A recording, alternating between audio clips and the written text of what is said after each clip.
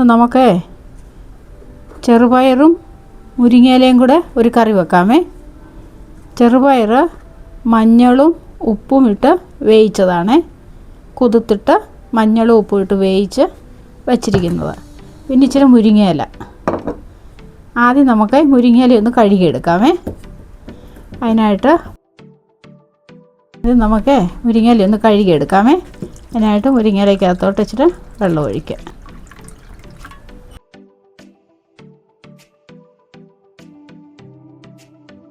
മുരിങ്ങയിലക്കകത്ത് അഴുക്കൊക്കെ കാണും, അത് നമുക്ക് കഴുകിയെടുക്കാം. ഇതിവിടെ കിടക്കട്ടെ, ഇച്ചിരി നേരം ഒന്ന് ഇതൊന്ന് അഴുക്കൊക്കെ ഇറങ്ങട്ടെ. നമുക്ക് നോക്കാം അതിനകത്ത് വല്ലതും അഴുക്കുണ്ടോ എന്ന്. ഇവിടെ ഇരിക്കട്ടെ, ഇത് മാറ്റി വെക്കാം. അഴുക്കൊക്കെ ഒന്ന് ഇറങ്ങി വരട്ടെ.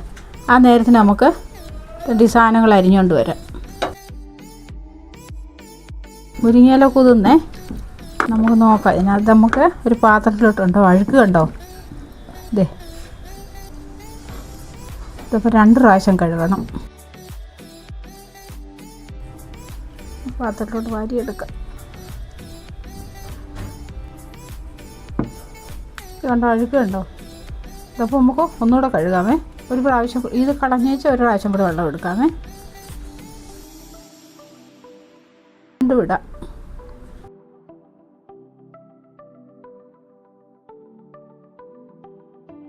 രണ്ട് മിനിറ്റ് ഇതിനകത്ത് കിടക്കട്ടെ.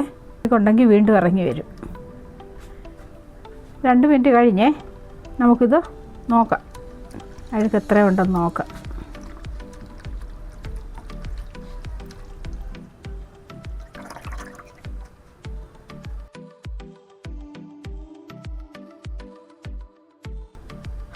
ഇത് കണ്ടോ, വെള്ളത്തിൻ്റെ കളർ ഇപ്പോഴും നല്ല വെള്ള കളറായില്ല. ഇത് ഒന്നുകൂടെ കഴുകാമേ.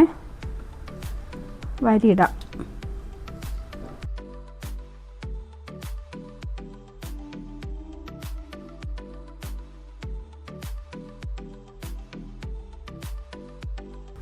ഉണ്ടോ, വെള്ളം വലിയ കുഴപ്പമില്ല. ഇപ്പോൾ വെള്ളം ക്ലിയറായേ.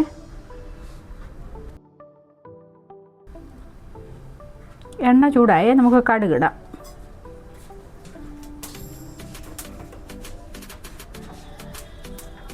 കടുക് പൊട്ടിക്കഴിഞ്ഞ് ഇനി നമുക്ക് വെളുത്തുള്ളി അരിഞ്ഞ,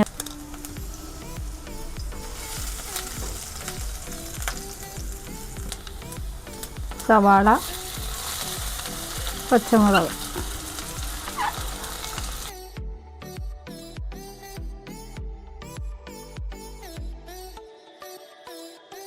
മഞ്ഞൾപ്പൊടി ഇടാമേ.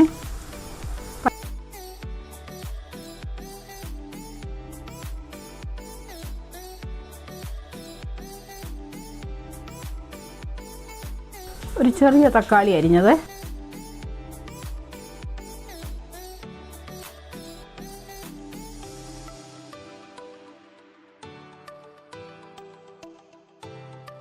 തക്കാളി ഒന്ന് സോഫ്റ്റ് ആകാനായിട്ട് അടച്ചു വെക്കാമേ.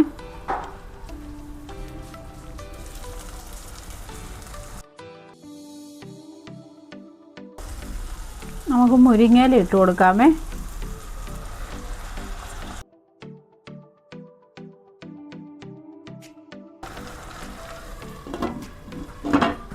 ചെറുതീയിലിട്ടേക്കുന്നേ കേട്ടോ.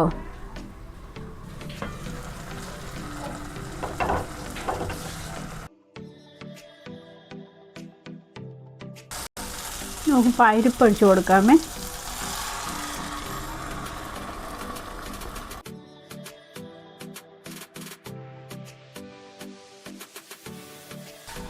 ഇച്ചിരി വെള്ളം കൂടി ഒഴിക്കാമേ.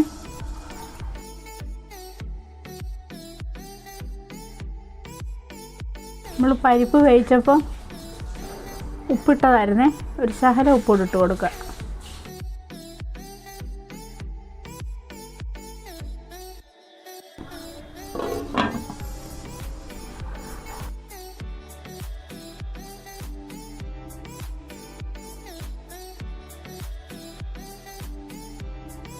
കറി നല്ലപോലെ തിളച്ച് നമുക്ക് തീ അങ്ങ് ഓഫ് ചെയ്തിടാം. ഓഫ് ചെയ്ത് നമുക്ക് അടച്ചിവിടെ ഇരിക്കട്ടെ. നമുക്ക് ഒന്ന് കടുക് വറുത്തൊഴിക്കാമേ.